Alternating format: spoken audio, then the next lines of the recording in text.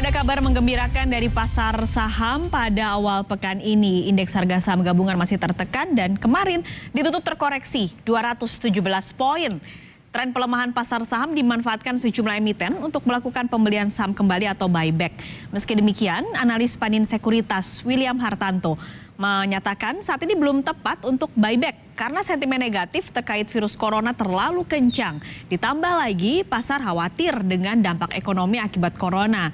Investor diminta tak terpancing dengan buyback yang memiliki efek jangka pendek menambah likuiditas. Timingnya menurut saya belum ya, jadi memperhitungkan anggaran untuk buybacknya dan sentimen yang lagi berjalan lebih kuat. Jadi kemungkinan besar kalau buybacknya jalankan saat ini hanya akan meredam penurunan sebentar aja. Tapi setelah itu karena sentimen negatifnya juga masih kuat sekali akan menurun kembali harga sahamnya. Saya berasumsi kalau nanti semakin turun baru akan semakin dibeli, buybacknya itu baru akan berjalan. Kalau seperti itu mungkin hanya meredam sedikit, tapi nggak akan membalikan arah IHSG jadi menguat dan mungkin bisa menolong setidaknya kita nggak sampai trading halt ya, karena sedang dilakukan.